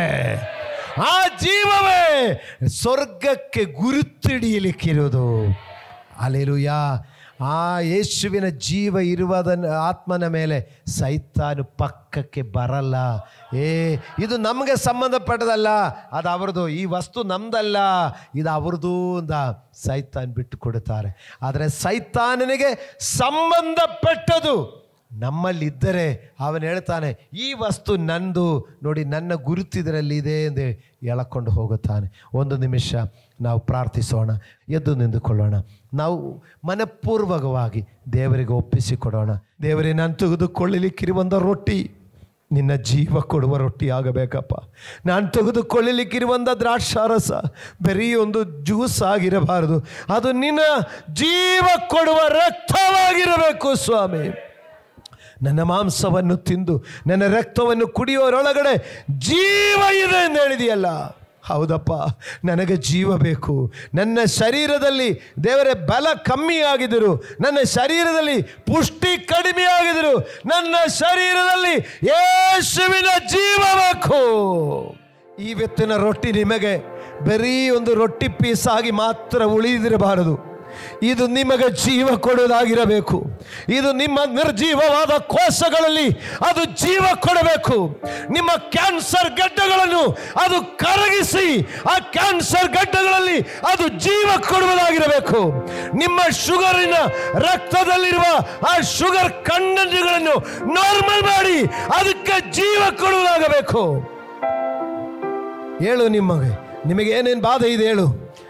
ಕಿಡ್ನಿ ಕಂಪ್ಲೇಂಟ್ಗಳ, ಲಂಗ್ಸ್ ಕಂಪ್ಲೇಂಟ್ಗಳ, ಪಾನ್ಕ್ರಿಯಾಸ್ ಕಂಪ್ಲೇಂಟ್ಗಳ, ಅದು ನಿಮಗೆ ಯೂಟ್ರಸ್ಸಿನ ಕಂಪ್ಲೇಂಟ್ಗಳ, ಅದು ನಿಮ್ಮ ಶರೀರದಲ್ಲಿ ಅದು ಜೀವ ಕೊಡುವುದು. ಅಪ್ಪ, ನೀವು ಕರೆಯದೆ ಇವರು ಯಾರು ನಿನ್ನ ಸನ್ನಿಧಾನಕ್ಕೆ ಬಂದಿಲ್ಲ. ತಂದೆಯೇ, ನಿಮ್ಮಿಂದ ಕರೆಯಲ್ಪಟ್ಟ ಮಕ್ಕಳು, ಈ ಮಕ್ಕಳಲ್ಲಿ ಸೈತಾನನು ದೇವರೇ ಅಧಿಕಾರ ತೆಗೆದುಕೊಳ್ಳದ ಹಾಗೆ, ಇವರು ಸೈತಾನನು ಇವರಲ್ಲಿ ಗುರುತು ದೇವರೇ ಸ್ಥಾಪಿಸದ ಹಾಗೆ, ಕರ್ತನೇ ನಿನ್ನ ಜೀವದ ಗುರುತು ಇವರಲ್ಲಿ ಸ್ಥಾಪಿತವಾಗಿರಲಿ. ನಿಮ್ಮ ಜೀವ ಕೊಡುವ ರೊಟ್ಟಿಯಾಗಿ ನೀವು ಲೋಕಕ್ಕೆ ಬಂದಿರುವಾಗ ಈ ಮಕ್ಕಳಿಗೆ ಅದು ಜೀವ ಕೊಡುವುದಾಗಿರಲಿ.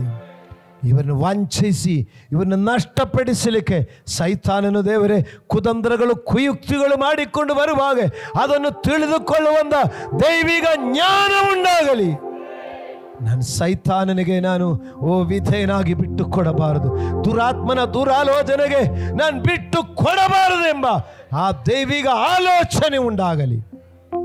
ನಿನ್ನ ಮಾಂಸ ರಕ್ತಗಳಲ್ಲಿ ಪಾಲುಗೊಂಡು ದೇವ ನಿಮ್ಮೊಂದಿಗೆ ಜೀವಿಸುವಂಥ ನಿತ್ಯ ಸೌಭಾಗ್ಯಕ್ಕೆ ಯೋಗ್ಯರಾಗಿ ಮಾಡಪ್ಪ. ನಿಮ್ಮ ಮುಂದೆ ನಾವು ಸರಿಯಿಂದ ಕಾಣಿಸ್ತಾ ಇರ್ಬೋದು ದೇವರೇ, ಲೋಕದ ದೃಷ್ಟಿಯಲ್ಲಿ ನಾವು ಒಳ್ಳೆಯವರು ಅಂತ ಕಾಣಿಸ್ತಾ ಇರ್ಬೋದು, ಜನರ ದೃಷ್ಟಿಯಲ್ಲಿ ನಾವು ಒಳ್ಳೆಯವರು ಅಂತ ನಾವು ನಡ್ಕೊಳ್ತಾ ಇರ್ಬೋದು. ಆದರೆ ಸೈತಾನನು ನೋಡುವಾಗ ಅವನಿಗೆ ಸಂಬಂಧಪಟ್ಟದು ನಮ್ಮಲ್ಲಿ ಕಂಡು ಬಂದಿದ್ದಾರೆ, ಅವನು ದೇವರೇ ಆ ಕತ್ತಲೆಯ ಕಡೆಗೆ ಅವನು ಎಳಕೊಂಡು ಹೋಗುತ್ತದಲ್ಲ. ಓ ದೇವರೇ, ಆ ತಾಯಿಯ ವಿಷಯದಲ್ಲಿ ನೀವು ಸಭೆಗೆ ಒಂದು ಎಚ್ಚರಿಕೆ ಕೊಟ್ಟಿದೆ ಎಂದು ನಾನು ನಂಬುತ್ತೇನೆ ಸ್ವಾಮಿ. ಅದು ದೇವರೇ ನಿನ್ನ ದಾಸರಾದ ನನ್ನ ಸೇವಕರ ಕುಟುಂಬಕ್ಕೆ ಇದೊಂದು ಎಚ್ಚರಿಕೆ ಎಂದು ನಾನು ನಂಬುತ್ತೇನೆ ಸ್ವಾಮಿ. ದೇವ, ನಮ್ಮಲ್ಲಿ ಏನು ಕತ್ತಲೆಗೆ ಸಂಬಂಧಪಟ್ಟದಿದೆಯೋ, ಇನ್ನು ದೇವರೇ ಸೈತಾನನಿಗೆ ಸಂಬಂಧಪಟ್ಟ ಮಗಳು ನಮ್ಮಲ್ಲಿ ಏನೇನೆಲ್ಲ ಇದೆಯೋ ಅವನೇ ಬಂದು ಕರೆದುಕೊಂಡು ಹೋಗುವಂಥ ದೇವರೇ ಸ್ವಭಾವಗಳು, ಗುಣಗಳು, ವಿಶೇಷತೆಗಳು ಏನಿದೆಯೋ ಇವತ್ತು ಯೇಸುವಿನ ರಕ್ತದಿಂದ ತೊಳೆಯಲ್ಪಡಲಿ. ಇವತ್ತು ಯೇಸುವಿನ ರಕ್ತದಿಂದ ಶುದ್ಧಿಯಾಗಲಿ. ಇವತ್ತು ಕ್ರಿಸ್ತನ ಮಾಂಸ ರಕ್ತಗಳಲ್ಲಿ ನಾವು ಸಂಬಂಧಿಗಳಾಗುವುದರಿಂದ ನಾವು ಕ್ರಿಸ್ತನವರಾಗಿ ಮಾರ್ಪಡಲಿ. ಇನ್ನು ಯಾರನ್ನು ಕೂಡ ದೇವರೇ ಸೈತಾನನು ಮೆಟ್ಟಿಲತ್ತಿಸಿ ಕರ್ಕೊಂಡು ಹೋಗದಂತೆ ಕರ್ತನೇ, ಯಾವಾಗ ಕರೆದಿದ್ರು ನೀವು ಕರೆದಿದರೆ ನಾವು ವಿಶ್ರಾಂತಿಯಲ್ಲಿ ಸೇರಬಹುದಪ್ಪ. ನಿಮ್ಮ ದೂತರು ಬಂದು ಕರ್ಕೊಂಡು ಹೋಗಿದರೆ ನಿನ್ನ ಬೆಳಕಿನಲ್ಲಿ ನಾವು ಸೇರಬಹುದಪ್ಪ. ಆದರೆ ನಿಮ್ಮ ದೂತರಿಗೆ ಬರುವುದನ್ನೇ ಹೊರತು ಕರ್ತನೇ ನಿಮ್ಮಿಂದ ಕರುವಿಗೆ ಬರುವುದನ್ನೇ ಹೊರತು ಸೈತಾನನಿಂದಾಗಲಿ ಅವನ ದೂತನಿಂದಾಗಲಿ ನಮಗೆ ಎಂದಿಗೂ ಕರುವಿಗೆಗಳು ಬರಬಾರದು ಕರ್ತನೇ. ಆ ಬೆಳಕಿನ ಕಡೆಗೆ ನಮ್ಮನ್ನು ಸೇರಿಸುವನಾಗಿರಲಿ. ಈ ಕರ್ತನ ಮೇಜೆಯಲ್ಲಿ ನಾವು ಪಾಲುಗೊಳ್ಳೋದು ಮುಖಾಂತರ ನನ್ನ ಮಾಂಸವನ್ನು ತಿಂದು ನನ್ನ ರಕ್ತವನ್ನು ಕುಡಿಯುವರ ಒಳಗಡೆ ಜೀವ ಇದೆ ಎಂದು ಹೇಳಿದ ಹಾಗೆ ದೇವರೇ, ನಿಮ್ಮ ಮಾಂಸ ರಕ್ತಗಳಲ್ಲಿ ಪಾಲುಗೊಳ್ಳೋದು ನಮಗೆ ನಿಜವಾಗಿಯೂ ಅದು ಜೀವದ ಬೆಳಕಾಗಿರಲಿ. ಎಲ್ಲ ಮಕ್ಕಳಿಗೂ ಅದಕ್ಕೆ ಕ್ರಮ ಕೊಡಿ. ಯಾರನ್ನು ಕೂಡ ತಳ್ಳಿ ಬಿಡಬೇಡ, ಯಾರನ್ನು ಕೂಡ ದೇವರೇ ನೀವು ಹೊರಗಡೆ ಕಳಿಸಬೇಡ, ಯಾರನ್ನು ಕೂಡ ದೂರ ಮಾಡಬೇಡ. ನಿಮ್ಮಲ್ಲಿ ಮತ್ತಷ್ಟು ಐಕ್ಯವಾಗಿ, ನಿಮ್ಮಲ್ಲಿ ಮತ್ತಷ್ಟು ಅನ್ಯೋನ್ಯವಾಗಿ, ನಿಮ್ಮಲ್ಲಿ ಮತ್ತಷ್ಟು ಒಂದಾಗಿ ನಿಮಗಾಗಿ ನಾನೇ ಲೋಕಕ್ಕೆ ಬೆಳಕಾಗಿದ್ದೇನೆ ಎಂದು ಹೇಳಿದ ಕರ್ತನ ಆ ಬೆಳಕಿನಲ್ಲಿ ನಡೆದುಕೊಂಡು ನಿಮ್ಮಲ್ಲಿ ನಾವು ಜೀವಿಸುವ ಹಾಗೆ ಸಹಾಯ ಮಾಡು. ಎಲ್ಲ ಮಕ್ಕಳಿಗೂ ಅದಕ್ಕೆ ಅವಕಾಶ ಕೊಡು. ಇನ್ನು ದೀಕ್ಷಾ ಸ್ನಾನ ಮಾಡದ ಮಕ್ಕಳಿಗೆ ಅತಿ ಬೇಗನೆ ಅದು ಮಾಡಲಿಕ್ಕೆ ಅವರಿಗೆ ಅವಕಾಶ ಉಂಟಾಗಲಿ. ಓ ದೇವರೇ, ತಮ್ಮನ್ನೇ ತೊಳೆದು ದೀಕ್ಷಾ ಸ್ನಾನದಲ್ಲಿ ಕ್ರಿಸ್ತನೊಂದಿಗೆ ಪಾಪದ ವಿಷಯದಲ್ಲಿ ಸತ್ತು ಹೂಣಲ್ಪಟ್ಟು ಕ್ರಿಸ್ತನೊಂದಿಗೆ ಪುನರುದ್ಧಾನ ಹೊಂದಿ ಕ್ರಿಸ್ತನೊಂದಿಗೆ ಬಾಳು ಬಂದ ಆ ಒಳ್ಳೆ ಜೀವನ ಮಕ್ಕಳಿಗುಂಟಾಗಲಿ. ದೀಕ್ಷಾಸ್ನಾನ ಮಾಡದವರಿಗೆ ಅತಿ ಬೇಗನೆ ಅದಕ್ಕೆ ಬೇಕಾದ ಅನುಕೂಲ, ಅದಕ್ಕೆ ಬೇಕಾದ ಸಿದ್ಧತೆ, ಅದಕ್ಕೆ ಬೇಕಾದ ವ್ಯವಸ್ಥೆಗಳು ಕರ್ತನೆ ಒದಗಿಸು ಕರ್ತನೆಯಿಂದ ಪ್ರಾರ್ಥಿಸುತ್ತ ನಿನ್ನ ಪಾದ ಬಳಿಯಲ್ಲಿ ತಗ್ಗಿಸಿಕೊಂಡು ಪ್ರಾರ್ಥಿಸುತ್ತೇನೆ ಪರಲೋಕದ ತಂದೆಯಾದ ದೇವರೇ, ಆಮೆನ್. ಪ್ರಿಯ ವೀಕ್ಷಕರೇ, ನೀವು ಹೊಂದಿದ ಆಶೀರ್ವಾದವನ್ನು ನಮ್ಮೊಂದಿಗೆ ಹಂಚಿಕೊಳ್ಳಿರಿ. ನೀವು ಸಂಪರ್ಕಿಸಬೇಕಾದ ಮೊಬೈಲ್ ಸಂಖ್ಯೆ 8217761567. ಹೆಚ್ಚಿನ ವಿಡಿಯೋಗಳಿಗಾಗಿ ನಮ್ಮ ಚಾನೆಲ್ ಅನ್ನು ಸಬ್ಸ್ಕ್ರೈಬ್ ಮಾಡಿಕೊಳ್ಳಿರಿ. ದೇವರು ತಾನೇ ನಿಮ್ಮೆಲ್ಲರನ್ನು ಆಶೀರ್ವದಿಸಲಿ.